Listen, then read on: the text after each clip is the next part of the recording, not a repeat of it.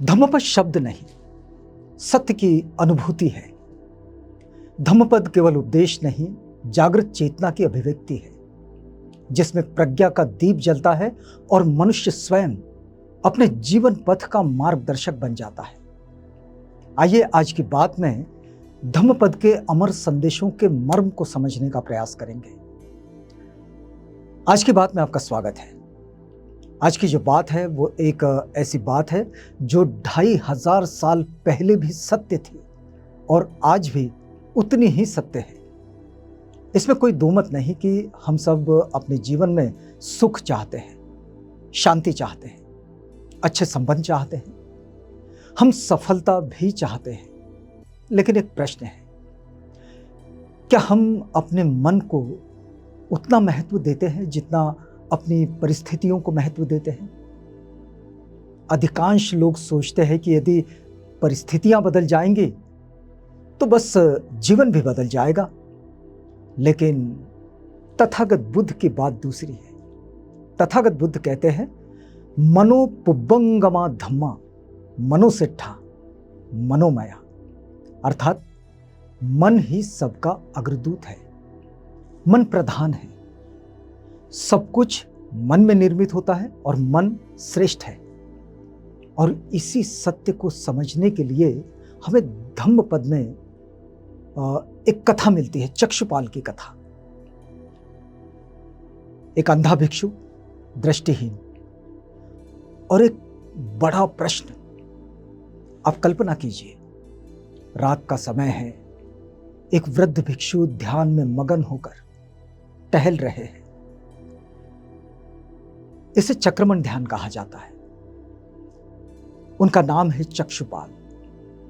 अंधे हैं, कुछ देख नहीं पाते, लेकिन सुबह कुछ भिक्षु ये देखते हैं कि उनके चलने के मार्ग में अनेक छोटे छोटे कीट मृत पड़े हैं और तुरंत निष्कर्ष निकाल लेते हैं कि इन्होंने जीव हत्या की है। क्या ये सब आपको परिचित सा लगता है? आपके आसपास ये प्रश्न आता रहा होगा, ये बात कही जाती रही होगी। आज सोशल मीडिया पर भी यही सब होता है। हम पूरी कहानी जाने बिना निर्णय दे देते हैं। बस एक फोटो देखकर निर्णय, एक ट्वीट देखकर निर्णय, एक वीडियो का क्लिप देखकर निर्णय। लेकिन जब उनसे तथागत बुद्ध ने पूछा, यानी कि उन भिक्षुओं से, जो भिक्षु चक्षुपाल की ये बात तथागत के पास लेकर गए थे, तो तथागत ने पूछा उनसे कि क्या किसी ने उन्हें, यानी कि चक्षुपाल को, जानबूझकर ऐसा करते हुए देखा? तो भिक्षुओं के पास उत्तर था, नहीं। तब तथागत बुद्ध ने कहा, जहां हत्या की इच्छा नहीं है वहां हत्या का कर्म भी नहीं है। कितनी अद्भुत बात है। तथागत बुद्ध ने ध्यान बाहरी घटना पर नहीं बल्कि आंतरिक चेतना पर दिया, क्योंकि जीवन बाहर से नहीं भीतर से संचालित होता है। यही वो बिंदु है जिसे हम अक्सर भूल जाते हैं। हम अपने व्यवहार को बदलने की कोशिश करते हैं, लेकिन अपने विचारों को नहीं बदलते। हम परिणाम बदलना चाहते हैं, लेकिन मानसिकता नहीं बदलते, है ना? हम फलों को बदलना चाहते हैं, लेकिन जड़ों को नहीं बदलते। और तथागत बुद्ध कहते हैं, मन सब चीजों का अग्रदूत है। अब यह तो हुई तथागत बुद्ध की बात, जो आज से लगभग 2600 साल पहले तथागत बुद्ध ने कही। लेकिन आज का जो आधुनिक मनोविज्ञान है, ये क्या कहता है? तो आधुनिक मनोविज्ञान ये कहता है कि पिछले कुछ दशकों में इस मनोविज्ञान और न्यूरोसाइंस ने जो महत्वपूर्ण तथ्य खोजे हैं, उसमें ये जो हमारे विचार है, ये हमारे मस्तिष्क की संरचना को प्रभावित करते हैं। इसे न्यूरोप्लास्टिसिटी कहा जाता है। अर्थात आप बार बार जैसा सोचते हैं, आपका मस्तिष्क बिल्कुल वैसा ही बन जाता है। अब यदि आप लगातार शिकायत करते हैं तो शिकायत आपकी आदत बन जाती है।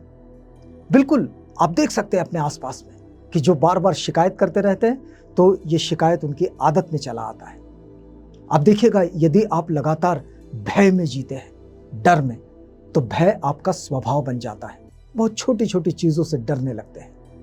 यदि आप लगातार करुणा का अभ्यास करते हैं तो करुणा आपकी पहचान बन जाती है। क्या ये बुद्ध के वचन से अलग है? बिल्कुल नहीं। ये उसी सत्य की आधुनिक वैज्ञानिक भाषा है, जो सत्य तथागत बुद्ध ने अपने अनुभव से कहा और विज्ञान ने प्रयोगशाला में जाकर उसे आजमाया, उसे मापा, उसे खोजा। अब देखिएगा कि चक्षुपाल की ये जो कहानी है, इस कहानी से एक दूसरी और शिक्षा मिलती है। और ये दूसरी शिक्षा क्या है? कि कर्म कभी खोता नहीं है। बहुत से लोगों को ऐसा लगता है कि ये कर्म का क्या परिणाम होता होगा, लेकिन कर्म कभी खोता नहीं है। जब भिक्षुओं ने तथागत बुद्ध से पूछा कि चक्षुपाल अंधे क्यों हैं, तब बुद्ध ने उनके पूर्व कर्म की एक कथा सुनाई और एक पूर्व जन्म में उन्होंने क्रोध और प्रतिशोध से प्रेरित होकर एक स्त्री की आंखों को क्षति पहुंचाई थी और उस कर्म का परिणाम उन्हें बाद में मिला। यह कहानी धम्मपद में मिलती है। अब यहाँ इस कहानी को थोड़ा सा हम बाजू में भी रख दें तो अब यहाँ ये जो एक महत्वपूर्ण बात है वो क्या है कि कर्म का अर्थ केवल धार्मिक दंड नहीं है। तो कर्म का अर्थ क्या है? बस इसे समझिए, हर वो काम जो हम करते हैं उसका परिणाम निश्चित है। यदि हम वर्षों तक क्रोध पाल लें तो उसका परिणाम होगा। यदि हम वर्षों तक नकारात्मक सोच में रहें तो उसका भी परिणाम होगा। यदि हम वर्षों तक अपने शरीर की उपेक्षा करते रहें तो उसका भी परिणाम होगा। यदि हम वर्षों तक प्रेम, धैर्य और अनुशासन का अभ्यास करते तो उसका भी परिणाम होगा। जीवन किसी जादू से नहीं चलता, जीवन कारण और परिणाम के नियम से चलता है। प्रतीत्य समुत्पाद तथागत की शिक्षा का बड़ा महत्वपूर्ण अंग है और आज का विज्ञान भी इस बात को इसकी पुष्टि करता है और यही कहता है कि हर परिणाम के पीछे एक ठोस कारण है। यदि हम आज के वक्त के लोगों को देखें तो उनके सामने बड़ी चुनौती यही है कि ये जो आज की पीढ़ी है ये इतिहास की सबसे अधिक जुड़ी हुई पीढ़ी है। मतलब अगर हम अब से पहले का अगर इतिहास देखें तो आज की पीढ़ी ये एक दूसरे से बिल्कुल जुड़ी हुई है, लेकिन शायद सबसे अधिक विचलित पीढ़ी है। हजारों नोटिफिकेशन है इनके पास, सैकड़ों संदेश है, अनंत वीडियो है, लगातार एक दूसरे से तुलना है, कंपैरिजन, लगातार प्रदर्शन है, लगातार मान्यता पाने की इच्छा है और परिणाम, इसका परिणाम केवल एक है कि मन थका हुआ है, ध्यान बिखरा हुआ है, अंदर शांति कम होती जा रही है, भीतर की शांति, बाहर सूचना बढ़ती जा रही है। एक बात याद रखनी चाहिए कि ज्ञान की अधिकता और बुद्धिमत्ता एक ही बात नहीं है।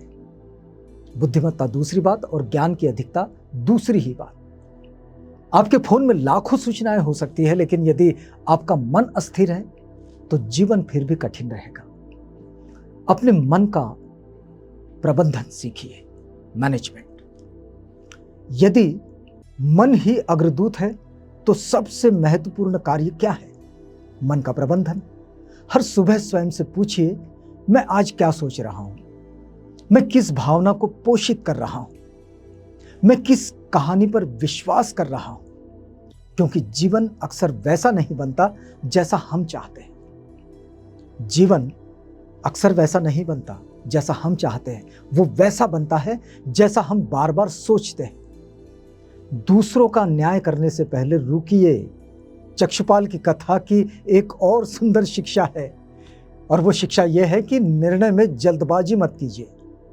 हम दूसरों के कर्म को देखते हैं क्योंकि वो बड़ा आसान है, दूसरों के कर्मों को देखना, लेकिन अपने स्वयं की ओर देखना बड़ा मुश्किल होता है, बड़ा कठिन होता है, नहीं देखना चाहते लोग। तो हम दूसरों के कर्मों को देखते हैं लेकिन उनके इरादे नहीं देखते।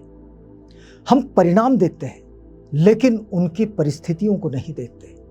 हम एक क्षण देखते हैं लेकिन उनका पूरा जीवन नहीं देखते। और इसलिए करुणा आवश्यक है।